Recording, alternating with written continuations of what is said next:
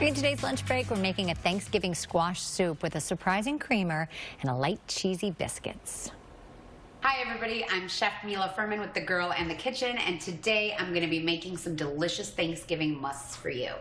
This year Thanksgiving is going to be looking a little different for some of us, maybe a little bit smaller, but that doesn't necessarily mean that we have to take some delicious food out of the equation. I'm going to be making a healthy and delicious butternut squash soup for you guys with a surprising creamer that is not heavy cream, and we're going to be making no flour cheddar biscuits. That's right. Healthier for you, lighter, more delicious, but more importantly, not as time consuming. So what we're gonna do is we're actually gonna start the soup.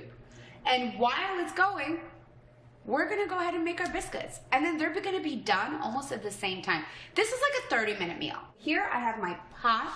We're gonna start with putting it on low. So the first thing we're gonna get in here is our butternut squash. Okay, the best and the biggest tip I can give you guys is buy it cubed.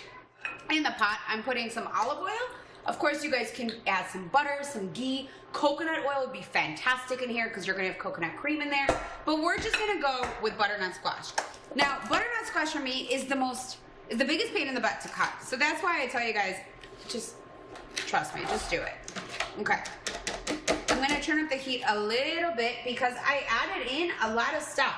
So what does that mean? That means that I'm gonna start crowding the pan and more things are gonna start potentially cooling the pan off. So we're gonna wanna keep it nice and hot. So I put it on about medium, okay? We're gonna wanna draw a lot of those sugars out. So what are we gonna do? We're gonna salt it. You guys hear that sizzling? It's already starting. Cut up your apples roughly. It doesn't matter the shape since we're going to be pureeing the soup at the end anyhow. Then you're going to add in some carrots. I happen to have shredded, but you can just cut some up. Zest one orange and juice it in the pot as well.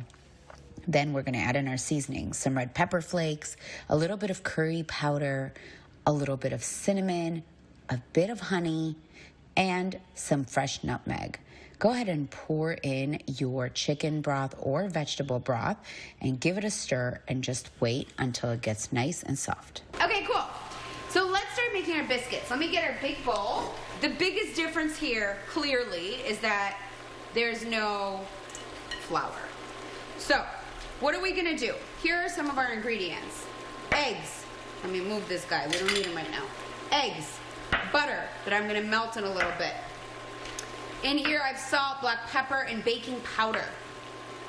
This is heavy cream.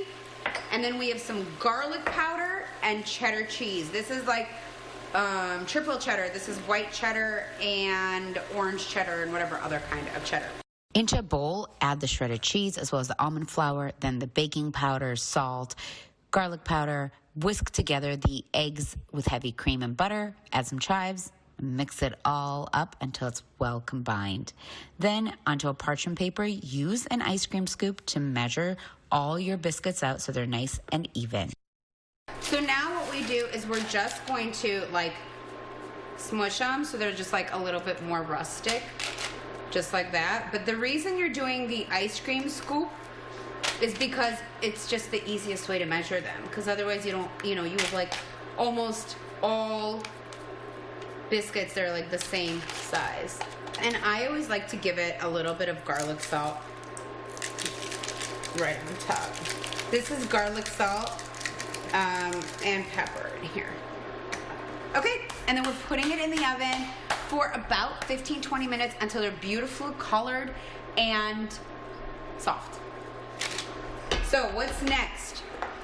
Next, I'm gonna take my trusty immersion blender or stick blender, and I'm just gonna do it right in here. Use some coconut milk and go ahead and give it a whiz. You can also use a regular blender. Then garnish with red pepper flakes and coconut milk.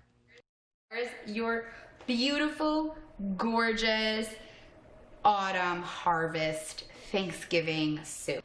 If you guys love these kinds of recipes, please make sure to visit girlandthekitchen.com. We will also be launching some culinary classes online super soon for the home cook who just wants to learn how to cook delicious, wholesome meals effectively so they spend more time with their family and not in the kitchen.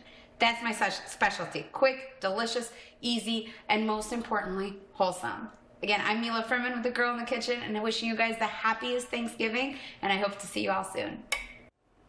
Coconut milk, what an interesting addition. For more information, visit girlandthekitchen.com, and we'll post the recipe on our website at WGNTV.com/midday.